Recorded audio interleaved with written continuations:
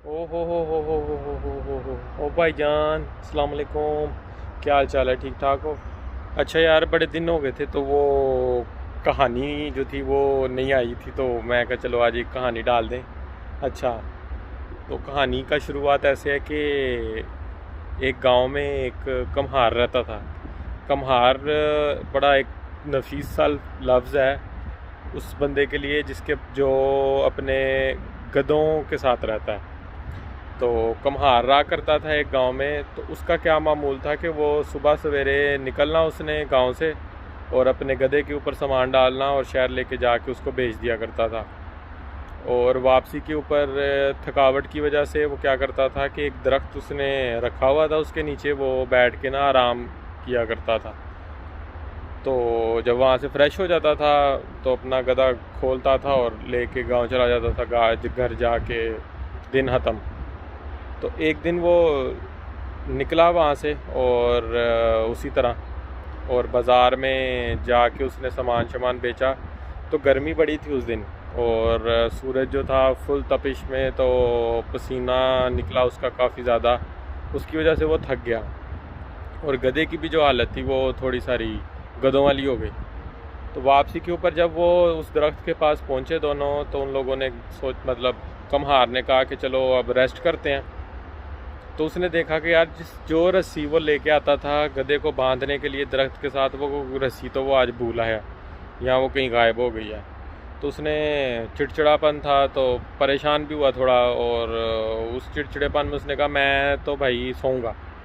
तो लेकिन उसको ख्याल आया कि अगर मैंने इस गधे को ना बांधा तो ये जानवर है ख़ुद चला जाएगा, नहीं तो कोई इसको ले जाए।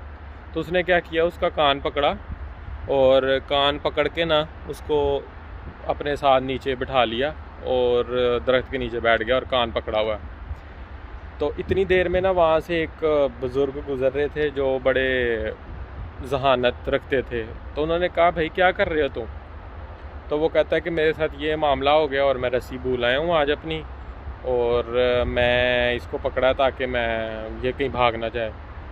तो उन्होंने कहा कि तू एक काम कर, तू जिस तरह डेली इसके गले में रस्सी बांधता है ना, उसी तरीके से ना बस अपने हाथ के इशारों से ना इसके गले में रस्सी बांधो और उसी तरह वो रस्सी दरख्त के साथ बांधो और ना सो जाओ, तो ये कहीं पे भी नहीं जाएगा। तो उसने कहा कि हाजी साहब ठीक है, असी नहीं है समझदार, पर गल करो जी समझ आ जाए। तो उन्होंने कहा तू करके तो देख। तो उसने कहा ठीक है चलो कर लेते हैं। उसने उसी तरह उसके इशारा किया गले में कि मैं तुम्हारे गले में रस्सी बांध रहा हूँ, और उसके बाद दरख्त के साथ रस्सी बांधी और सो गया। और जब वो उठा तो हैरान हो गया कि गधा जो था वो उधर ही मौजूद था, और बड़ा खुश भी हुआ। और उसने कहा यार बाकी समझदार लोग तो समझदार होंगे ने। खैर चल पड़ा।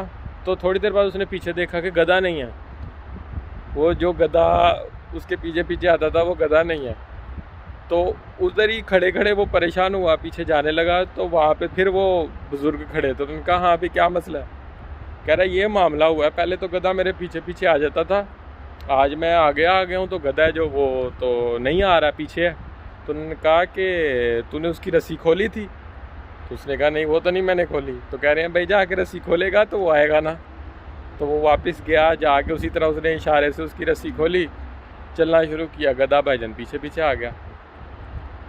तो हमारे माशरे में भी ना हम लोगों के गलों में बड़ी रस्सियाँ डाल दी हुई हैं और हम लोगों को पता नहीं है कि वो रस्सी नहीं है असल में, किसी ने ना बस ऐसे ही हाथ से फेरा हुआ है और वो हम बंधे हुए हैं।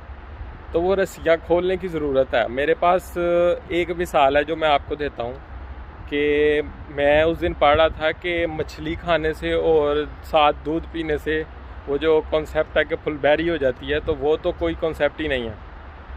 और इस तरह के बहुत से छोटी छोटी चीज़ें हैं जो हम लोगों ने अपने ऊपर इम्प्लीमेंट की हुई हैं। मैं बहुत वो फ़िलासफ़ी वाले लेवल पे नहीं जाता, बस ये छोटी छोटी चीज़ें हैं जो हम लोगों ने ना अपने उम्मीद करता हूँ कि आप लोगों को अगर इसमें कोई चीज़ समझ आई है। और सबसे पहले तो शुक्रिया कि आपने यहाँ तक वीडियो देखी है, और मेरे लिए बड़ी अच्छी, मतलब मैं एहतराम करता हूँ आपका कि आप यहाँ तक पहुँचे हैं। तो अगर आपको कोई इसमें वैल्यू लगी हो तो मुझे ज़रूर बताइएगा। यहाँ बड़ा ओपनली अगर कोई इसमें मैं चीज़ ऐड कर सकता हूँ, इसको कैसे बेहतर कर सकता हूँ अपने मैसेज को, मुझे बताएं, क्योंकि मैं स्टूडेंट हूँ और मैं लर्न कर रहा हूँ। तो अपना बहुत सा ख्याल रखें। अस्सलाम वालेकुम।